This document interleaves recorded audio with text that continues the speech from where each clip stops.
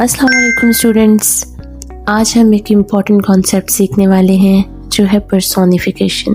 ये एक literary device है जो राइटिंग को ज़्यादा इंगेजिंग और इफेक्टिव बनाती है। आज हम ये समझेंगे कि पर्सोनिफिकेशन का मतलब क्या होता है, हम इसको कैसे यूज़ कर सकते हैं और किस कॉन्टेक्स्ट में पर्सोनिफिकेशन को अवॉइड करना चाहिए। तो आगे बढ़ते हैं, हम देखते हैं कि व्हाट इज पर्सोनिफिकेशन। पर्सोनिफिकेशन एक ऐसी टेक्निक है जिसमें हम किसी नॉन लिविंग चीज को ह्यूमन क्वालिटीज दे देते हैं। एक ऐसी नॉन लिविंग थिंग जो कि मूव नहीं कर सकती लेकिन हम उसको ह्यूमन क्वालिटीज दे देते हैं। यानी जब हम किसी ऑब्जेक्ट, एनिमल या एब्स्ट्रैक्ट आइडिया को इंसान जैसे एक्शंस या फीलिंग्स दे देते हैं, ये राइटिंग को ज्यादा रिलेटेबल और इंटरेस्टिंग बनाती है।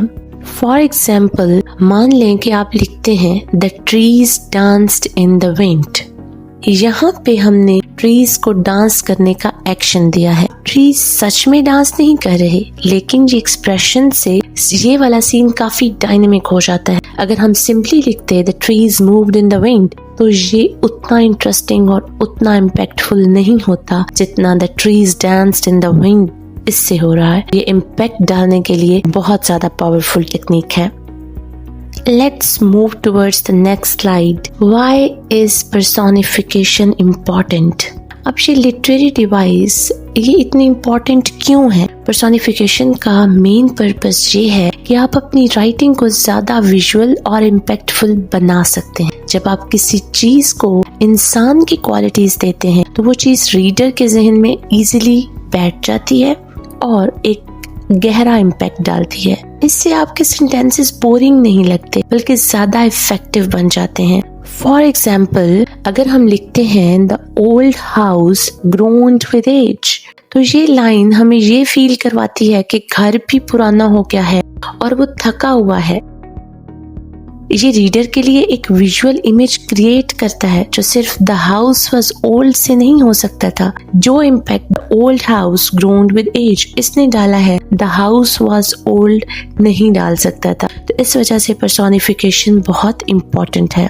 हम नेक्स्ट स्लाइड्स में कुछ कॉमन एग्जांपल्स देखते हैं पर्सोनिफिकेशन की। पर्सोनिफिकेशन को समझने के लिए कुछ और एग्जांपल्स देखते हैं जो कॉमनली यूज होती हैं। For example, the wind whispered through the trees, the sun smiled down on us, time marches on, the city never sleeps। हर एक एग्जाम्पल में किसी नॉन लिविंग चीज को ह्यूमन एक्शन या क्वालिटी दे दी गई है। ये एग्जाम्पल्स पर्सोनिफिकेशन का कोर आइडिया क्लियरली समझाती हैं। अब हम देखते हैं कि how to use personification in writing. अगर आप अपनी राइटिंग में पर्सोनिफिकेशन यूज करना चाहते हैं तो कुछ इंपॉर्टेंट चीजों का ख्याल रखें। फर्स्ट पर है सेटिंग को डिस्क्राइब करते वक्त, जैसे the night was still as if holding its breath. ये लाइन रात के वक्त का सीन काफी इफेक्टिवली कन्वे कर देती है, जैसे सब कुछ चुप है, खामोश है। सेकंड पर है ऑब्जेक्ट्स को रिलेटेबल बनाते वक्त, my alarm clock grumbled to life. इस सेंटेंस में अलार्म क्लॉक को ग्रम्बलिंग, ग्रोन का एक्शन दिया गया है जो एक ह्यूमन क्वालिटी है। ये लाइन अर्ली मॉर्निंग का फ्रस्ट्रेशन दिखाती है। थर्ड पर है एब्स्ट्रैक्ट आइडियाज में इमोशंस डालते वक्त, fear crept my spine. Fear को ह्यूमन एक्शन दे दिया गया है जो उसको ज्यादा इंटेंस और रिलेटेबल बना देता है। नेक्स्ट स्लाइड पर हम देखेंगे कि when to avoid overusing personification. हमें पर्सोनिफिकेशन को कहाँ पर यूज नहीं करना। पर्सोनिफिकेशन यूजफुल है लेकिन हर जगह यूज नहीं कर सकते। अगर आप हर सेंटेंस में पर्सोनिफिकेशन डालेंगे तो आपकी राइटिंग फोर्स्ड और अननेचुरल लग सकती है। Use it sparingly. सिर्फ वहाँ यूज करें जहाँ वो आपको मैसेज को स्ट्रॉन्ग बनाए, जहाँ पर उसकी जरूरत हो, जहाँ पर आप इम्पैक्ट डालना चाहें। हर सेंटेंस में आप पर्सोनिफिकेशन के सेंटेंसेस को ऐड ना करें। तो हम इसका क्विक रिकैप कर लेते हैं। आज हमने सीखा कि पर्सोनिफिकेशन क्या होती है, कैसे यूज करते हैं और कहाँ इसको अवॉइड करना चाहिए।